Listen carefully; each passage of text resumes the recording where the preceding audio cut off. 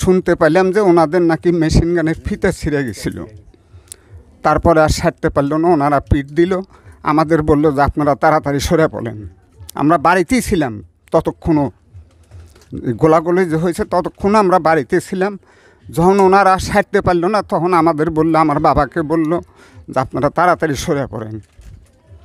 আমরা তখন এই গ্রাম ছেড়ে দিয়ে অন্য গ্রামে চলে যাই, 1.5 কিলোমিটার ফাঁকে। চলে যাওয়ার পরে ওনারা এসে যখন মুক্তিবাহিনী ছিল না তখন বাড়ি ঘরে লোকজন 2-1 করে ছিল, তাদেরকে মেরে ফেলাইলো এবং ঘর দরজায় আগুন দিল।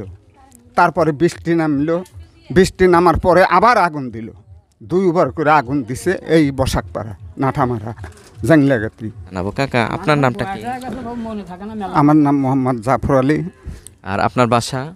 আমার বাসা এখানে মধ্যভদ্রঘাট।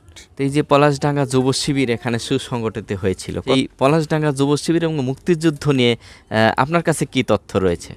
আমি যতটুকু জানি, সর্বপ্রথম লতিফ মির্জা, সোরহাব, তারপরে অরুণ, তারপরে শফি, তারপরে আব্দুল আজিজ সরকার, এরকম আরও কয়েকজন সর্বপ্রথম আসে হলো হারান বসাকের বাড়ি জাংলাগাতি। যে চান্দু শেখ নামে একটা লোক ছিল, উনি মারা গেছেন।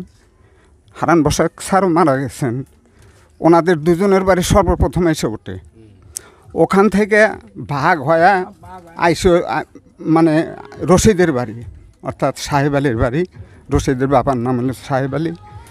ওখান থেকে আবার কিছু দেয়া হলো সুকুমার মাস্টারের বাড়ি। মানে এক জায়গায় মানে না আটার কারণে 3 জায়গায় ভাগ করে দিল এই মুক্তিবাহিনী করে। ভাগ করে দেওয়ার কিছুদিন পরে, মনে হয় 1.5 মাস 2 মাস পরে, হঠাৎ করে একদিন ভোরবেলা ফজরের নামাজের সময় দেখা গেল ওই ভেয়ারবেড়ে নামে একটা এই জায়গা আছে, খাল। ওই খাল মানে তার এই এত ফুটি পানি ছিল, মানে উড়াত পানি। সেখানে আমন ধান ছিল। আমন ধানের ভিতর দিয়ে হামু পেরে আইসে, মানে কিনারায় আইসে আমাদের এই গ্রাম বিলে গুলি ছোড়া আরম্ভ করলো।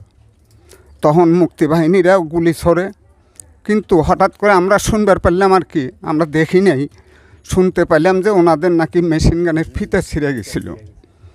তারপরে আর সারতে পারল না, ওনারা পিট দিল, আমাদের বলল যে আপনারা তাড়াতাড়ি সরে পড়েন। আমরা বাড়িতেই ছিলাম ততক্ষণও, গোলাগুলি যে হয়েছে ততক্ষণ আমরা বাড়িতে ছিলাম। যখন ওনারা সারতে পারল না তখন আমাদের বললো, আমার বাবাকে বলল যে আপনারা তাড়াতাড়ি সরে পড়েন। আমরা তখন এই গ্রাম ছেড়ে দিয়ে অন্য গ্রামে চলে যাই, 1.5 কিলোমিটার ফাঁকে। চলে যাওয়ার পরে ওনারা এসে যখন মুক্তিবাহিনী ছিল না তখন বাড়ি ঘরে লোকজন 2-1 করে ছিল, তাদেরকে মেরে ফেলাইলো এবং ঘর দরজায় আগুন দিল। তারপরে বৃষ্টি নামলো, বৃষ্টি নামার পরে আবার আগুন দিল, 2বার করে আগুন দিছে এই বসাকপাড়া, নাঠামারা, জাংলাগাতি। বেশ কয়েকজন মুরব্বীকে এই জায়গায় গুলি করে মারা হয়েছে। আমার দাবি, এখানে যারা গরিব মানুষ আছে, যারা এই 71-এর সময় নির্যাতিত হয়েছে, তাদেরকে সাহায্য করলে আমরা খুশি হব আর কি।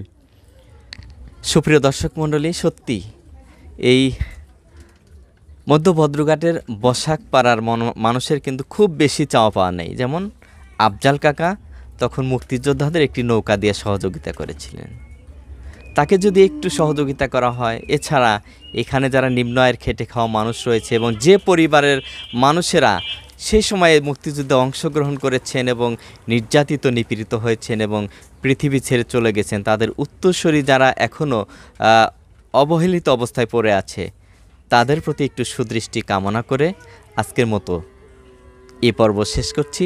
আরও ধারাবাহিক কয়েকটি পর্ব থাকবে এই পলাশডাঙ্গা যুব শিবির এবং মধ্যভদ্রঘাটের মুক্তিযুদ্ধের ইতিহাস নিয়ে কয়েকটি প্রতিবেদন দেখার আমন্ত্রণ রইল।